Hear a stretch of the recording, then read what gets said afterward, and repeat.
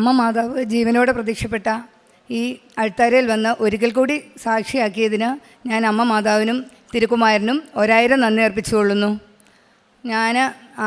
ഇതെൻ്റെ 3ാമത്തെ സാക്ഷ്യമാണ്. ഞാൻ ഇടുക്കി ജില്ലയിലെ വണ്ണപ്പുറം ഇടവകയിൽ നിന്നും വരുന്നു. കോതമംഗലം രൂപതാംഗമാണ്. ഞാൻ ആദ്യമായി ഇവിടെ വന്ന് ഉടമ്പടി എടുക്കുന്നത് 12/6/2022 അന്ന് ഞാൻ ഉടമ്പടി നിയോഗത്തിൽ 6 നിയോഗങ്ങൾ വച്ചിരുന്നതും അതിലെനിക്ക് ഏറെക്കുറെ ഒരു 5 നിയോഗങ്ങൾ എനിക്ക് 3 മാസത്തിനുള്ളിൽ തന്നെ അമ്മ മാതാവ് നടത്തി തന്നിരുന്നു. ആ നിയോഗങ്ങൾ പൂർത്തിയായതിനെ സംബന്ധിച്ച് ഞാൻ ഇവിടെ വന്ന് അമ്മ മാതാവിനോട് നന്ദി പ്രകടിപ്പിക്കുകയും ഞാൻ എൻ്റെ അയൽവാസികളായ ഒത്തിരിയേറെ ആളുകളെ അമ്മ മാതാവിനെക്കുറിച്ച് പറയുകയും അമ്മയുടെ മഹത്വത്തെക്കുറിച്ച് പ്രഘോഷിക്കുകയും ചെയ്തിരുന്നു. അതിൻ്റെ ഫലമായിട്ട് ഒത്തിരിയേറെ അനുഗ്രഹങ്ങളും രോഗസൗഖ്യങ്ങളും ഒക്കെ അമ്മ മാതാവ് എനിക്ക് നൽകിയിട്ടുണ്ട്. കൂടാതെ ഒന്നാമതായിട്ട് എനിക്ക് പറയാനുള്ളത്, ഒരു 2015-16 എനിക്കൊരു ഉണ്ടായൊരു ബൈക്ക് ആക്സിഡൻറ്റിൽ ഞാൻ സ്കൂട്ടർ ഓടിച്ച് പോരുമ്പോൾ റോഡിലേക്ക് തെറിച്ച് വീഴുകയും എൻ്റെ നട്ടലിന് സ്പൈനൽ കോഡിന് L3 ഭാഗത്ത് സാരമായ കേടുപാട് സംഭവിക്കുകയും ഹോസ്പിറ്റലിൽ അഡ്മിറ്റ് ആവുകയും ചെയ്തിരുന്നു.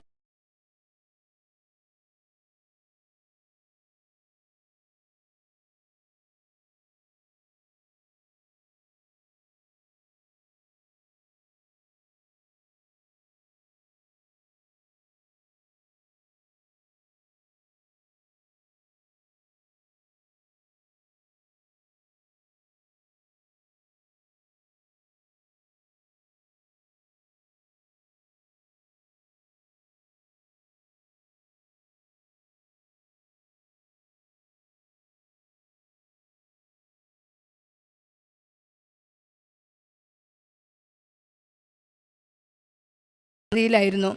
അത് കഴിഞ്ഞ് ഞാൻ 2022 പിന്നെ മാതാവിനെക്കുറിച്ച് 2000-ലും 2012-ലൊക്കെ ഞാൻ അറിഞ്ഞെങ്കിലും എനിക്ക് കൂടുതലായിട്ടൊന്നും അറിയില്ലായിരുന്നു. എൻ്റെ സഹോദരൻ്റെ ഭാര്യ മുഖാന്തരമാണ് ഞാൻ ഇവിടെ വന്ന് 12/6/2022 ഉടമ്പടി എടുക്കുന്നത്.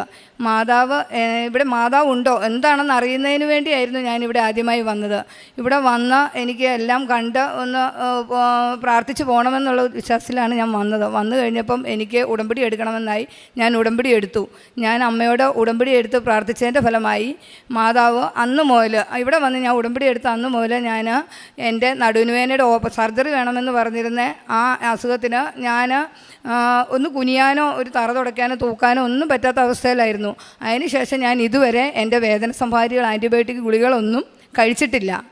അതിനുശേഷം ഞാൻ ഡോക്ടറെ ചെന്ന് കണ്ടപ്പം ഡോക്ടർ പറഞ്ഞു, ഇനി മരുന്ന് വേണോ, സർജറി ചെയ്യാമല്ലേ എന്ന് പറഞ്ഞപ്പോൾ ഞാൻ പറഞ്ഞു, ഡോക്ടറെ ഇപ്പം വേണ്ട, എനിക്ക് പഴയതുപോലെ ജോലി ചെയ്യാൻ സാധിക്കുന്നുണ്ട്. ഞാൻ അമ്മയുടെ കൂടെയാണ്, എനിക്കിപ്പം സർജറി വേണ്ട. അപ്പം ഡോക്ടർ പറഞ്ഞു, നിങ്ങൾക്ക് വിശ്വാസമാണെങ്കിൽ ചെയ്യണ്ട, നിങ്ങൾ മരുന്നും കഴിക്കണ്ട, അങ്ങനെ തന്നെ പൊക്കോളൂ എന്ന് പറഞ്ഞു. അതിന് ശേഷം ഞാൻ ഇതുവരെ മരുന്ന് കഴിച്ചിട്ടില്ല. അത് കഴിഞ്ഞിട്ട് ഞാൻ ഇതുപോലെ തന്നെ അമ്മയുടെ പരിശുദ്ധ തൈലവും പരിശുദ്ധ ഉപ്പ്, ഉടമ്പടി നേർച്ചോസുകളായ തേന് ഒക്കെ കൊണ്ട് അടുത്തുള്ള വീടുകളിലും രോഗികളായ കിടപ്പ് രോഗികൾക്കും എല്ലാവർക്കും ഞാൻ പ്രാർത്ഥിച്ച് അവർക്ക് നൽകുമായിരുന്നു. നൽകി അവർ ഉടമ്പടി പ്രാർത്ഥന എന്താണെന്ന് പറയുകയും എനിക്ക് കിട്ടിയ അനുഗ്രഹങ്ങളും എൻ്റെ വീട്ടിലും എൻ്റെ ബന്ധുക്കൾക്കും കിട്ടിയ അനുഗ്രഹങ്ങളും ഞാൻ അവരോട് പറയുമായിരുന്നു. അവർക്ക് ഇത് അമ്മയോടുള്ള വിശ്വാസവും അവർക്ക് അമ്മയെ കാണണം എന്നുള്ള അതിയായ ആഗ്രഹം മൂലം ഒരു 10-25 ആളുകളെങ്കിലും ഞാൻ അമ്മയിലേക്ക് അടുപ്പിക്കുകയും അമ്മ ഇവിടെ വന്ന് അവരെ കൊണ്ട് ഉടമ്പടി എടുപ്പിക്കുകയും ചെയ്തിട്ടുണ്ട്. ഞാനായിട്ട് ഉടമ്പടി എടുത്തതല്ല, അവർ സ്വന്തം ഇഷ്ടപ്രകാരം വന്ന് ഉടമ്പടി എടുത്തതാണ്. അവർക്ക് അതിയായ അനുഗ്രഹങ്ങൾ, ഒത്തിരിയേറെ അനുഗ്രഹങ്ങൾ അമ്മ മാതാവ് നൽകിയിട്ടുണ്ടെന്ന് അവരെന്നോട് പറഞ്ഞിട്ടുമുണ്ട്. അതിനവർ വന്ന് ഇവിടെ സാക്ഷ്യം പറഞ്ഞിട്ടുണ്ട്. ഇത് എൻ്റെ വീടിൻ്റെ തൊട്ടടുത്തുള്ള മകളാണ്. ഈ മകളുടെ കുഞ്ഞ് ഉണ്ടായി 1 മാസമായപ്പോൾ കുഞ്ഞിന് തലച്ചോറിന് വളർച്ച അമിതമാവുകയും കുഞ്ഞിന് അസാധാരണമായ തലയുടെ വളർച്ചയും ഉണ്ടാകുകയും കുട്ടിക്ക് ഉടനെ സർജറി വേണമെന്ന് ഡോക്ടർമാർ നിർദ്ദേശിക്കുകയും ചെയ്തു. അങ്ങനെ അവർ പ്രശസ്തമായ പല ഹോസ്പിറ്റലുകളിലും കുഞ്ഞിനെയും കൊണ്ട് നടക്കുകയും ഡോക്ടേഴ്സ് എല്ലാം കുഞ്ഞിനെ 1 മാസം, ആ സമയത്ത് 1 മാസം 2 മാസം കഴിഞ്ഞുള്ളൂ, കുഞ്ഞിന് ഉടനെ തന്നെ സർജറി ചെയ്യണമെന്നും അനസ്തേഷ്യ കൊടുക്കണമെന്നും അങ്ങനെ പറഞ്ഞ് പേടിപ്പിക്കുകയും അവരാകെ ഭീതിയിലാവുകയും ചെയ്യുന്ന അവസരത്തിൽ എന്നോട് പറഞ്ഞു, ചേച്ചി എന്താണ് ചെയ്യുന്നത്, കുഞ്ഞിന് ഇങ്ങനെ പറഞ്ഞിരിക്കുകയാണ്, ഏത് ഹോസ്പിറ്റലിൽ ചെന്നാലും കുഞ്ഞിന് സർജറി വേണമെന്ന് പറയുകയാണ്, എന്താണ് ചെയ്യേണ്ടത്? അപ്പം ഞാൻ പറഞ്ഞു, അമ്മയിൽ വിശ്വാസമുണ്ടോ?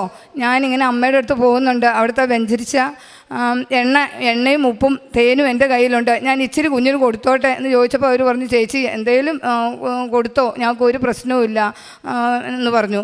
അങ്ങനെ ഞാൻ കുഞ്ഞിന് വെഞ്ചരിച്ച എണ്ണയും തൈലവും ഉപ്പും തേനും കുഞ്ഞിൻ്റെ നാവിൽ പുരട്ടി കൊടുത്ത് നന്മ സ്വർഗസ്നായ പിതാവേ ചൊല്ലി പ്രാർത്ഥിക്കുകയും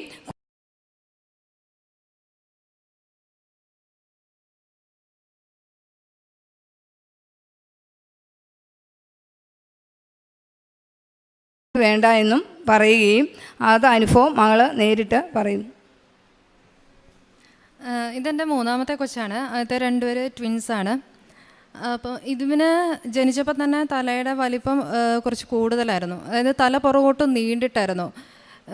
ക്രാനിയോസിനോസ്റ്റോസിസ് എന്ന് പറയും. ഇത്ര പേർക്ക് അറിയാമെന്ന് എനിക്കറിയില്ല, ഞാനും ആദ്യമായിട്ട് കേൾക്കുമായിരുന്നു. ആ ഒരവസ്ഥയായിരുന്നു ഇവന്. അതായത് നമ്മൾ കുട്ടികൾക്ക് ആദ്യം ഉണ്ടാകുമ്പോൾ ഉണ്ടാകുന്ന നെറുകയിലുള്ള ഒരു സോഫ്റ്റ് സ്പോട്ട്, പതുപതുപ്പെന്ന് പറയുന്നത്, അത് ഒരവസ്ഥയിനില്ല, തല ഉറച്ചു പോകുക എന്ന് പറയും. അങ്ങനെ ഒരവസ്ഥ. അപ്പം ഈ തല നീണ്ടു നിൽക്കുന്ന കണ്ടിട്ട് നമ്മൾ പതുക്കെ ആയി വരുമെന്ന് വിചാരിച്ചു. പക്ഷേ ഒരു പനി വന്ന് ഹോസ്പിറ്റലിൽ കൊണ്ടുപോകുമ്പോഴാണ് ഇങ്ങനൊരവസ്ഥ, ഈ കൊച്ചിൻ്റെ തല ഉറച്ചു പോയി എന്ന് പറയുന്നത്. അപ്പം അങ്ങനെ വരുമ്പോൾ ബ്രെയിൻ വളർച്ചയ്ക്ക് അത് തടസ്സം ഉണ്ടാക്കും. അപ്പം ഒരു സർജറി ചെയ്യുക, തലയോടിനുള്ളിലൊരു സർജറി ചെയ്യുക. അപ്പോൾ ഒരു എല്ലാം അവിടെ നിന്ന് എടുത്ത് മാറ്റുക. അതിനുശേഷം അവർ ചെയ്യുന്നത് ഒരു സ്റ്റീലിൻ്റെ ഇതിടുന്നു, എന്നിട്ട് പതുക്കെ ഒരു സ്ക്രൂ തരികയാണ്, സ്ക്രൂ ഇട്ട് തരികയാണ്. അത് കഴിഞ്ഞിട്ട് ഒരു സർജറി കൊണ്ട് നിൽക്കില്ല, 2-3 സർജറിയൊക്കെ വേണ്ടി വരും. എന്നിട്ട് ഒരു 12 വയസ്സ് വരെ നമ്മളിതൊരു ഫോളോ അപ്പ് കൊണ്ടു നടക്കേണ്ടി വരും. അതായത് തലച്ചോറ് വളരുന്നതനുസരിച്ച് ഈ സ്ക്രൂ ടൈറ്റ് ചെയ്ത് ഇങ്ങനെ പോകണം. അപ്പോൾ ഡോക്ടേഴ്സ് തന്നെ പറയുന്നുണ്ട്, ഇതൊരിക്കലും ഒരു പേരൻസ് യൂസ്ഡ് ആവാൻ ഭയങ്കര ബുദ്ധിമുട്ടാണ്. കാരണം നമ്മളുടെ കൊച്ചുകുട്ടി ജനിച്ചു വീഴുന്ന 1 വയസ്സ് പോലും ഇല്ല. സാധാരണ ഒരു കുഞ്ഞു കുട്ടികൾക്ക് സർജറി എന്ന് പറയുന്നത് അവർക്കൊരു 10 കിലോ അല്ലെന്നുണ്ടെങ്കിൽ 10 മാസം പ്രായമാകുമ്പോഴാണ്. അപ്പോൾ ഈ കുട്ടിക്കൊരു 3 മാസം ഉള്ളപ്പോഴാണ് ഞാൻ ഈ അവസ്ഥ അറിയുന്നത്. ഒന്ന് നമ്മൾക്ക് സങ്കല്പിക്കാൻ പോലും പറ്റാത്ത അവസ്ഥ. അതിൽ ആദ്യം കാണിച്ച ഹോസ്പിറ്റലുകാർ പറയണത് അനസ്തേഷ്യ കൊടുക്കണം, അതിന് 4 മണിക്കൂർ ഫീഡ് ചെയ്യാതിരിക്കണം എന്നൊക്കെ. ഒരു സീറ്റ് എടുക്കാൻ പോലും ഈ കുട്ടി ഉറങ്ങിക്കിടക്കില്ല. അങ്ങനെ ഒരു സീറ്റ് എടുക്കാൻ പോലും പേടിച്ചിരിക്കുന്ന അവസ്ഥയിൽ ഏത് ഹോസ്പിറ്റലിൽ കൊണ്ടുപോയാലും, ഒരു 3 ഹോസ്പിറ്റലിൽ ഞാൻ കൊണ്ടുപോയി, അവിടെ എല്ലാം പറയുന്നു കുട്ടിക്ക് സർജറി ചെയ്യണം. അതും ഇങ്ങനെയാണ്, തലയോട്ട് ഇങ്ങനെ അവർ ഡ്രില്ല് ചെയ്യുന്നു. ഡോക്ടേഴ്സ് ഇങ്ങനെ നമ്മളോട് വ്യക്തമായിട്ട് പറയാണ്, ഇങ്ങനെ ഡ്രില്ല് ചെയ്യും, അത് കഴിഞ്ഞിട്ട് ഇങ്ങനെ ബൈൻഡ് ചെയ്ത് വിടും, അത് കഴിഞ്ഞിട്ട് അത് ഓക്കെ ആയി കഴിയുമ്പം പിന്നെ കുറച്ച് നാൾ കഴിയുമ്പോൾ അടുത്ത സർജറി ചെയ്യുന്നു, വീണ്ടും തലയോടിങ്ങനെ ഡ്രില്ല് ചെയ്യുക, ഓപ്പൺ ആക്കുക, അത് ഇതായി കഴിയുമ്പോൾ വീണ്ടും ഒന്നും കൂടെ, അത് കഴിഞ്ഞ് ഷേപ്പ് ശരിയായി വന്നില്ലെന്നുണ്ടെങ്കിൽ അത്രത്തോളം നമ്മൾ സർജറി. ഈ സർജറി കഴിഞ്ഞാലും 12 വയസ്സ് വരെ നമ്മൾ ഈ കുട്ടീനെ ഫോളോ അപ്പ് ചെയ്തുകൊണ്ടേ ഇരിക്കണം. ബ്രെയിൻ വളർച്ച ഓക്കെ ആവുന്നുണ്ടോ നോക്കിയിട്ട്. അത് കഴിഞ്ഞിട്ട് ഞങ്ങളിങ്ങനെ ഹോസ്പിറ്റലിൽ ചെല്ലുമ്പോൾ അവർ പറയുന്നത് ഇത് റെയർ കേസാണ്. ഇപ്പം നമ്മൾ കാണിക്കുന്ന ഡോക്ടേഴ്സ് സ്ഥലം മാറിപ്പോയാൽ നമ്മൾ അവരെവിടെയാണോ ഉള്ളത് അവിടെ ചെന്നിട്ട് കാണിക്കണം.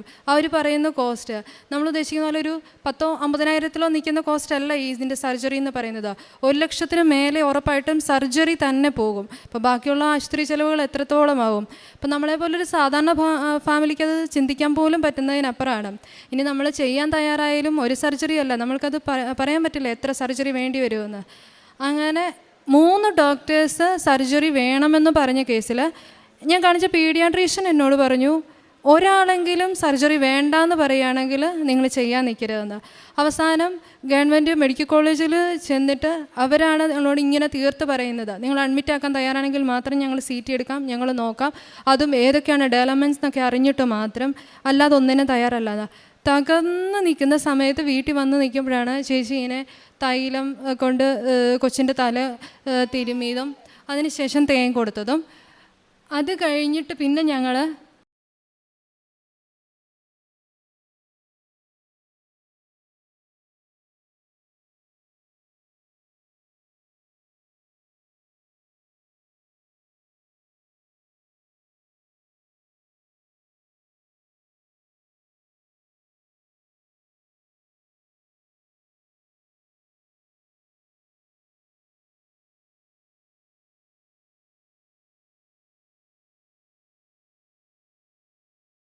ഇല്ല, അതുകൊണ്ട് തന്നെ സർജറിയുടെ ആവശ്യമില്ല. പിന്നെ ഈ 3 ഡോക്ടേഴ്സിനെ കണ്ടതിലും ഈ ഡോക്ടർ മാത്രം പറഞ്ഞൊരവസ്ഥയുണ്ട്, ഇതിന് ഇതിൻ്റെ സൊല്യൂഷൻ, ലാസ്റ്റ് സൊല്യൂഷൻ എന്ന് പറഞ്ഞാൽ സർജറി അല്ല.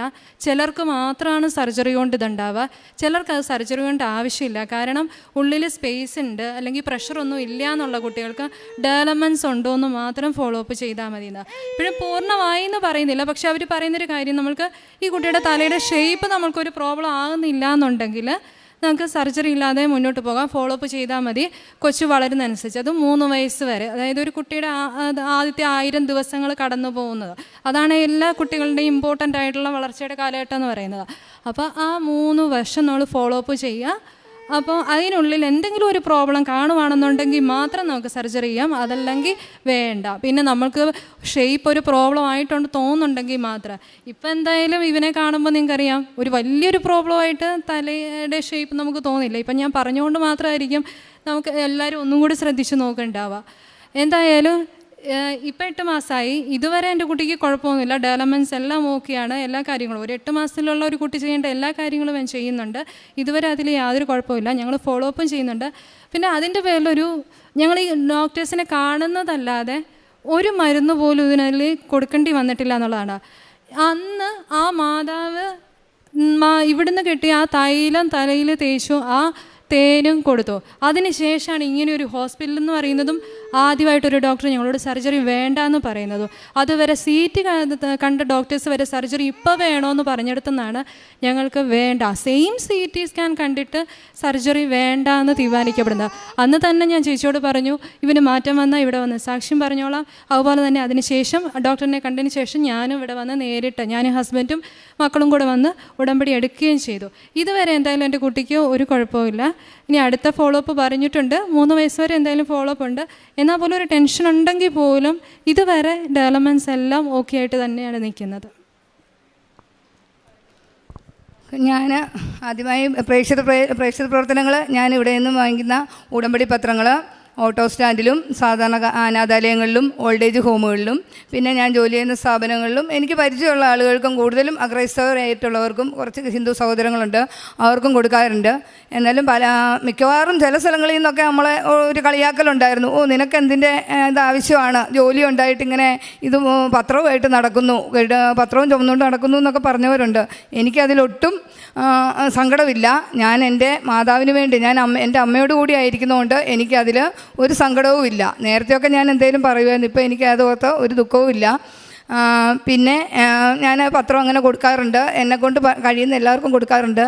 കൂടാതെ അനാഥാലയങ്ങൾ സന്ദർശിക്കാറുണ്ട്. അവർക്ക് പറ്റുന്ന പോലെ ഞാൻ ഒരു നേരത്തെ ഭക്ഷണം മാസത്തിലോ അല്ലെ വർഷത്തിലോ ഇടയ്ക്ക് എന്തെങ്കിലും വിശേഷ ദിവസങ്ങൾ വരുമ്പം അവർക്ക് ഡ്രസ്സ്, നൈറ്റി, അമ്മമാർ ഒത്തിരി പേര് പ്രായമായവരുണ്ട്, മക്കളോ ആരും നോക്കാത്ത അമ്മമാർക്ക് നൈറ്റി ആയിട്ടും കുഞ്ഞു കുട്ടികൾക്ക് ഡ്രസ്സുകളും ഒക്കെ വാങ്ങിച്ചു കൊടുക്കാറുണ്ട്. ഈ അധ്യയന വർഷത്തിൽ സ്കൂൾ തുറന്നപ്പം നമ്മുടെ അടുത്തുള്ള അനാഥാലയത്തിലെ മക്കൾക്ക് പഠനോപകരണങ്ങളില്ല എന്ന് പറഞ്ഞു. അവർക്ക് ആവശ്യമായ നമ്മളെക്കൊണ്ട് ചെയ്യാൻ പറ്റുന്ന സഹായം പഠനോപകരണങ്ങൾ നൽകാൻ എനിക്ക് സാധിച്ചു.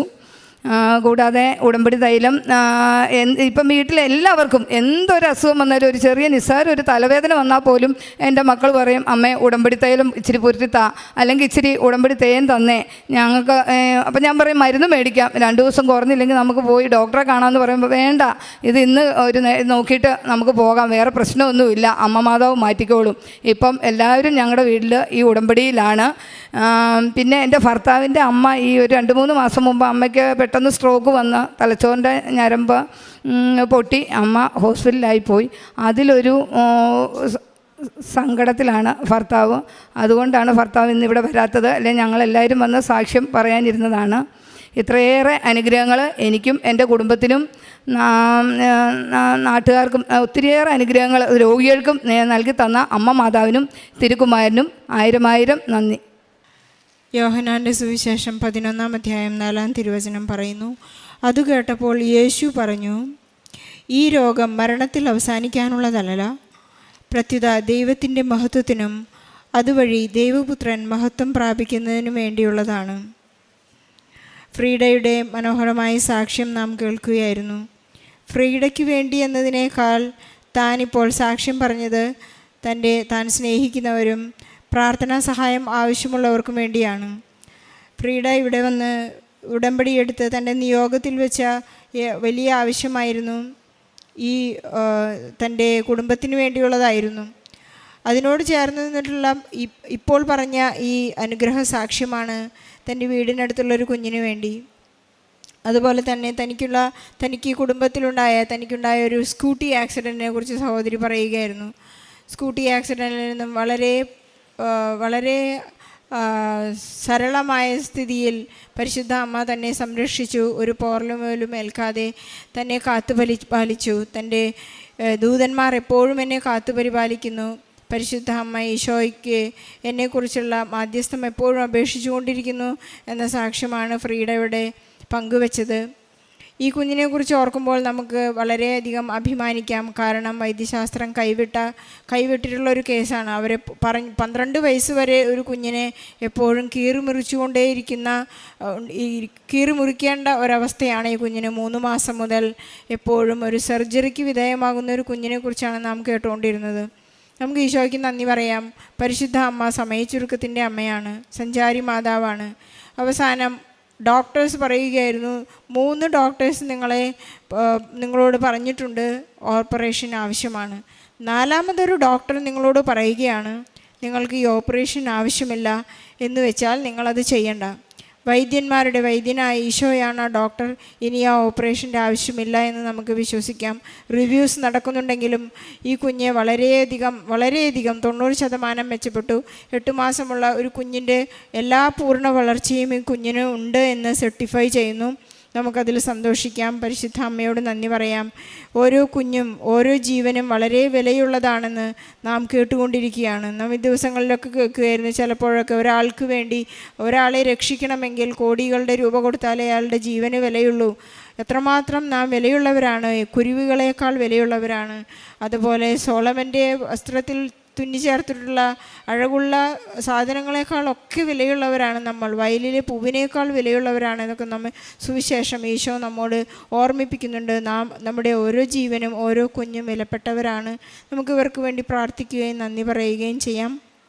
ഫ്രീഡ ചെയ്തുകൊണ്ടിരിക്കുന്ന എല്ലാ കാരുണ്യ പ്രവൃത്തികൾക്കും എല്ലാ നന്മ പ്രവൃത്തികൾക്കും നമുക്ക് ഈശോയോട് നന്ദി പറയാം. ഫ്രീഡ ഒരു പരിശുദ്ധ അമ്മ ചെയ്തുകൊണ്ടിരിക്കുന്ന ആ സുവിശേഷ വേലയാണ് ഇപ്പോൾ ചെയ്യുന്നത്. കാരണം പരിശുദ്ധ അമ്മ 3 മാസത്തെ ഒരു സമയത്തിന് ശുശ്രൂഷയ്ക്ക് വേണ്ടിയാണ് എലീശ പുണ്യവതിയുടെ അടുത്ത് ചെന്നത്. നമ്മുടെ ഉടമ്പടിയുടെ കാലഘട്ടം അതാണ്.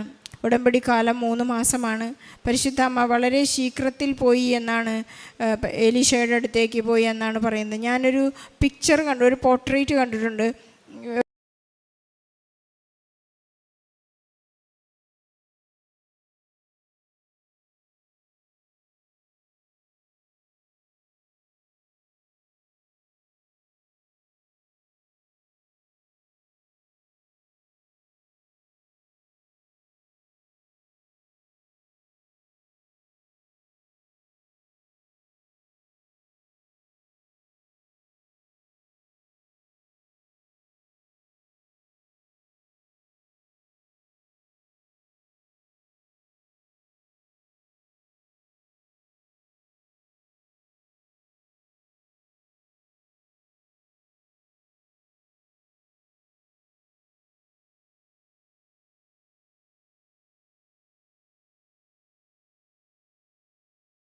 ിലേക്ക് എത്തിച്ചേരാനും അവരെയൊക്കെ അനുഗ്രഹിക്കാനും പ്രാർത്ഥിക്കുവാനും സൗഖ്യപ്പെടുത്താനും ഫ്രീഡയുടെ നല്ല സാക്ഷ്യത്തിനെ നമുക്ക് പരിശുദ്ധ അമ്മയ്ക്ക് ഈശോയ്ക്കും വലിയൊരു കൈയടി നൽകി സാക്ഷ്യം സമർപ്പിക്കാം. അത്യപൂർവ ദൈവാനുഭവങ്ങൾ